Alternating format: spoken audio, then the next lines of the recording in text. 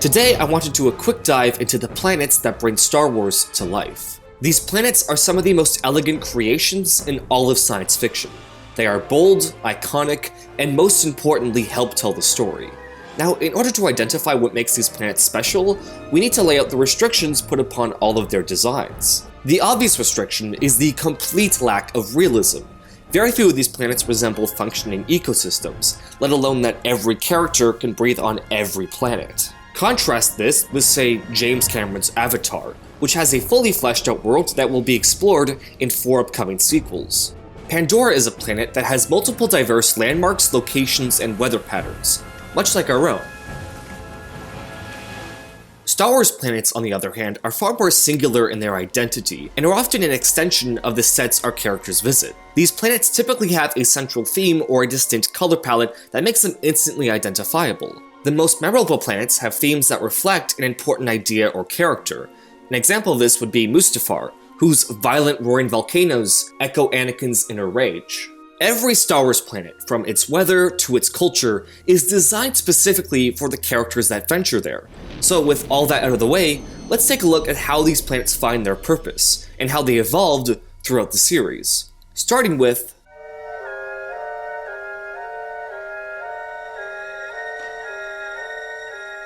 in A New Hope, we visit 3 brand new planets, with 2 of them being the series' most iconic locations. Tatooine is where our story begins, as R2-D2 and C-3PO escape to this desolate sand planet that stretches as far as the eye can see.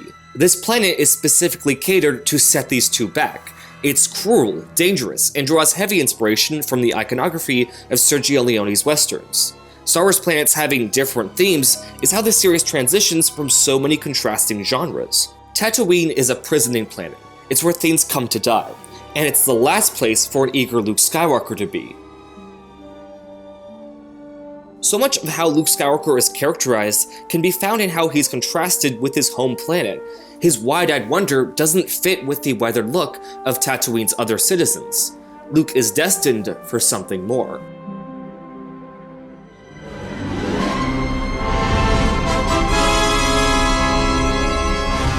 The other iconic planet here is the Death Star. Well, kinda. It's not really a planet. That's no moon.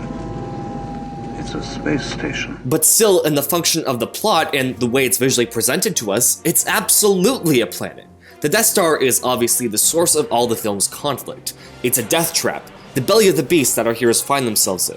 I think what separates it from other generic doomsday devices is how it presents itself as a planet.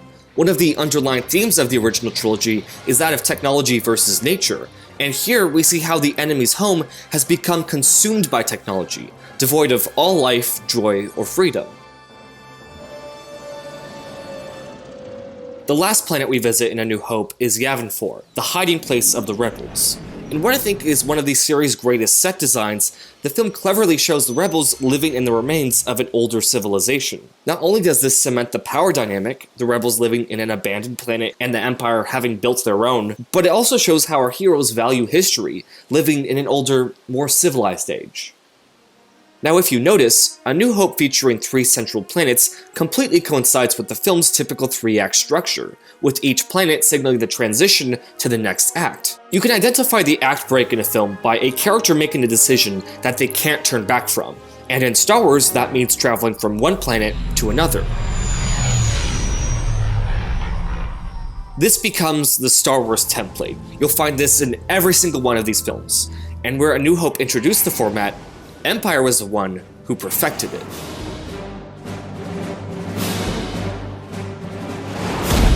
This time our adventure begins on Hoth, where our heroes are hiding as the Empire hunts for them throughout the galaxy. Even though we get a fancy text scroll that spells out exactly what is happening to our characters, the choice of location and its hostile inhabitants communicates their situation beautifully.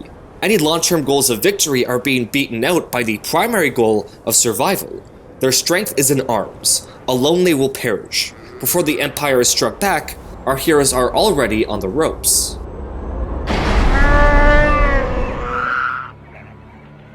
The next planet we visit is Dagobah, the home planet to Jedi Master Yoda. Looking?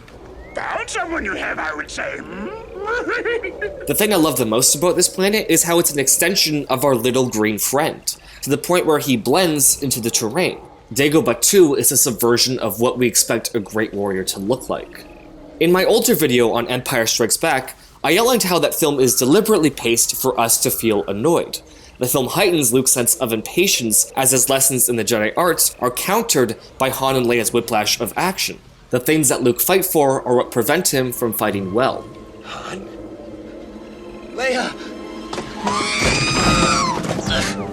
This training with Yoda is a test, one that Luke fails repeatedly.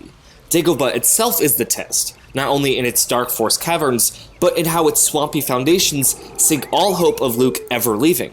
If he's going to become a Jedi and make a dent in this war, he needs to become something more. Lastly, all parties converge on Cloud City, as Han has finally found refuge from an old friend. They're protected high above the sky within these beautiful white walls and— oh, oops. It's a trap. Cloud City provides our heroes with a false sense of comfort, but once the rug has been pulled from under us, the film travels deeper into its industrialized horrors. Technology is a weapon. Vader feels so much at home within this electronic hellscape. From the lowest cave to the highest mountain, the Empire's reach knows no bounds. This beacon of safety is now another death trap. You could learn everything you need to know about set design from this film alone. It is a masterpiece, obviously.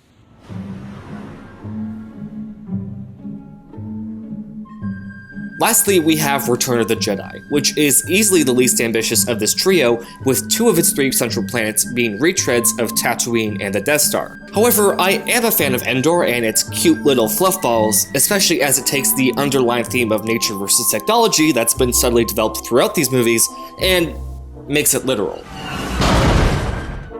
The rebels claim their victory in a forested paradise, one that gives us a very warm reminder of home.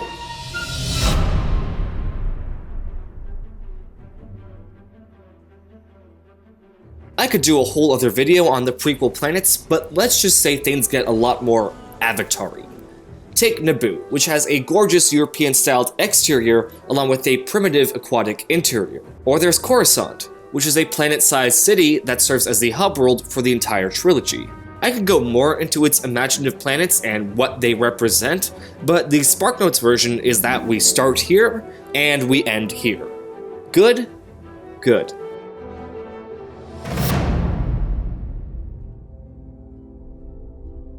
Now, to be honest, I've been rather disappointed with the planet roster for the newer films, especially with the spin-offs, where we get like 15 alterations on Grey and Murky. There are touches that I adore, like Jakku housing the remains of destroyed Empire ships, or how Starkiller Base echoes Hoth as a way to visually flip the power dynamic, but this is not enough to make up for them being Tatooine and Death Star clones, respectively. The bolder visual ideas are the ones that get the most traction, like Scarif being a tropical paradise as a nod to the Pacific iconography of World War II. Crate in particular uses the full extent of its red salt foundations, beautifully using it as a PG-13 representation for blood. And you know, I can't say I'm truly disappointed with the new era of Star Wars planets, as they've actually given me my favorite one, and that would be Ahch-To. Never before in this series has a planet worked better at being an extension of its character. Luke's existence in the sequel trilogy lives entirely on this island, and with that come all the questions surrounding his character. If every Star Wars planet is the personification of a larger idea, then consider how isolating Luke's location is. He's living in an island on an island. Luke has marooned himself here after being disgraced as a Jedi, and much of the plotline of The Last Jedi centers around Rey attempting to understand Luke and bring him back to the fight. The island then brings to life the issues that prevent him from doing so. It is the manifestation of all the guilt and pain that he lives with. Luke has cut himself off from the Force and wants the Jedi to end, and so the island is the birthplace of the Jedi, and easily the most Force-sensitive location we've seen in one of these movies. For both Luke and Rey, the Force confronts and challenges them, poking at their deepest insecurities. The island is almost like a crime scene. Rey comes in looking for answers, investigating each and every one of its corners. Those answers come in the form of her visions and her conversations with Luke and Ben, but also in smaller details, like the lighting and the weather. The weather in particular serves as its own separate character. When the characters are energetic and hopeful, it's sunny outside. When they're confronted with their darkest moments, it pours.